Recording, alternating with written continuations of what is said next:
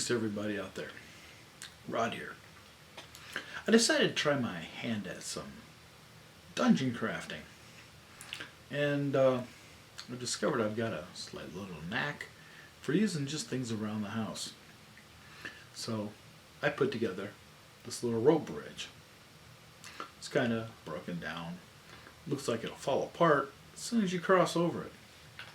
Also made this one right here a little bit bigger, as you can see.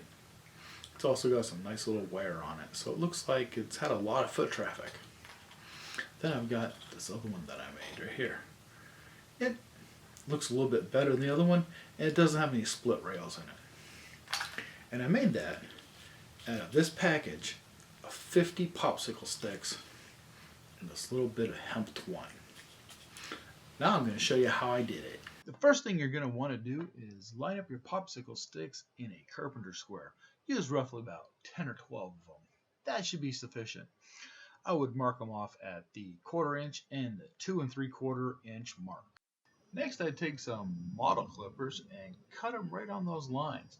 You can wiggle it back and forth, and if it just happens to splinter in either direction, it doesn't matter. That'll give it a little bit of creativity. As you can see, all the sticks are roughly about 2.5 inches long. Then you're going to want to cut off 4 pieces of twine at roughly 16 inches each. At about your 3-inch mark, take and put you a knot. This will be your starting point for your first board. I prefer to use tacky glue when sticking the rope to the boards. As you see, I use a paint bottle to hold down the twine so it's easier for me to work with this stuff. Then, after you're done with your first glue, go on to the next one. Follow on through clear to the end, just like I'm doing right here.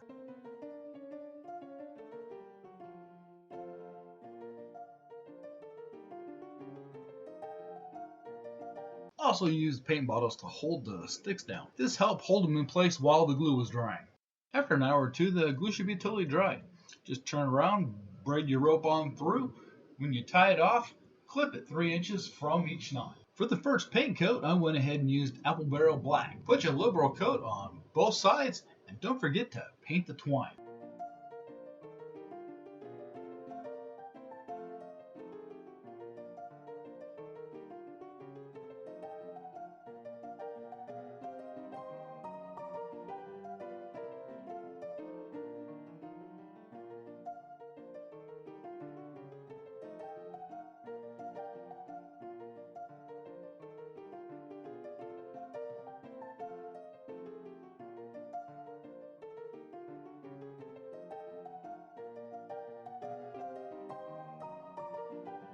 Time for a shout out to my friends at the Tabletop Dungeoneers.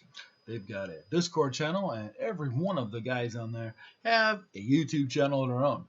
Today I'd recommend checking out Overboard DM here on YouTube. He's into miniatures and Dwarven Forge.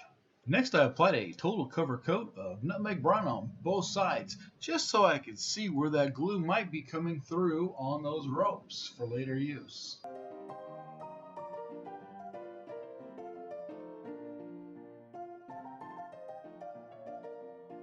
Next I applied a coat of traditional beige.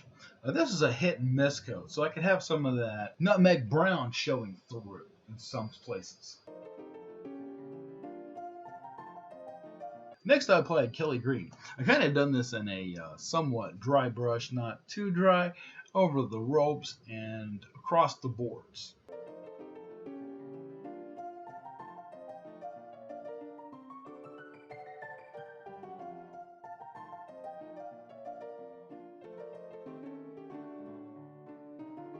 Next I applied white. I did this in a dry brush fashion to pick up on the highlights of the boards.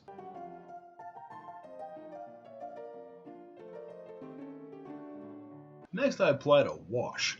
I did not use this Warpaint D&D Shadow Wash because it's pretty expensive. I have my own homemade version that I will have in a video. Next I applied a second dry brushing of the white to try and make the highlights pop that were covered up by the wash. Lastly I took a wire brush to it to give it that worn look.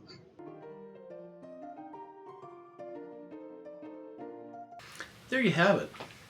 A simple little project that can be made out of anything that's either sitting in your junk drawer or maybe it's in your wife's gardening supplies. Go ahead and try it today. Take a picture, post it on my Facebook page. I'd like to see what you can do. Till next time, I'm Rod, and you've been watching the Thaco Factor.